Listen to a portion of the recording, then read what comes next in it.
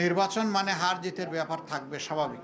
সেই হার জিতটা যদি স্বাভাবিকভাবে হয় তাহলে কারো সেখানে বড় কোনো আপত্তি থাকে না, সবাই সাধারণত মেনে নেয়।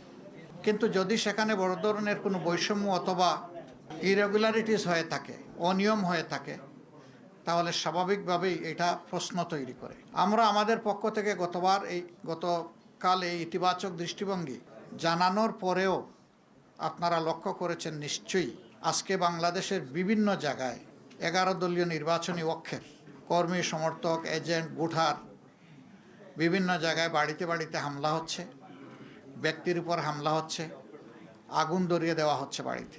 এটা তো ফেসিবাদী তৎপরতা, যে ফেসিবাদের ধ্বংসস্তূপের উপর এই জাতির জন্য খুবই দুর্ভাগ্যজনক, এবং এর সম্পূর্ণ দায় তাদেরকে নিতে হবে যারা এই ধরনের অপকর্মে লিপ্ত হবেন।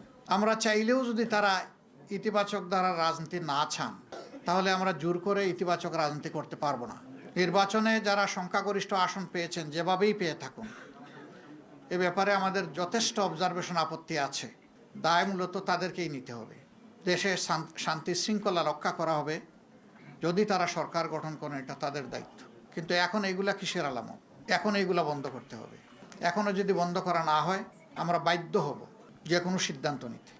এবং আমরা নিরীহ দেশবাসী যারা ভালোবেসে একটা পরিবর্তনের পক্ষে গণভোটে হা বলেছেন এবং আমাদেরকে ভোট দিয়েছেন, সহযোগিতা সমর্থন করেছেন, আমরা তাদেরকে বলতে চাই, আপনারা যেমন আমাদের সাথে ছিলেন, আগেও আমরা আপনাদের সাথে ছিলাম, আজকে থেকে আরও শক্তভাবে আমরা আপনাদের সাথে থাকব ইনশাআল্লাহ।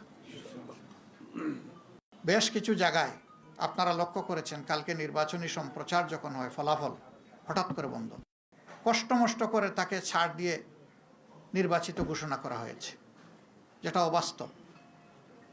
আবার আমাদের কাছে ডকুমেন্ট আছে, বিভিন্ন জায়গায় রেজাল্ট শিটের উপর কষামাজা করা হয়েছে, কিছু কিছু আসনে দ্বৈত নীতি অবলম্বন করা হয়েছে। নাসিরউদ্দিন পাটোয়ারির আসনের ব্যাপার আপনারা সবাই জানেন, এটা আমাকে বড় করে আর বলতে হবে না। সেখানে কি হয়েছে, সেন্টার দখল করে একজন নেতার আপনজনের নেতৃত্বে সেখানে যা হয়েছে তার সাক্ষী এই দেশবাসী, বিশ্ববাসী, আপনারাও। আমরা জেনেছি আপনাদের কারণে।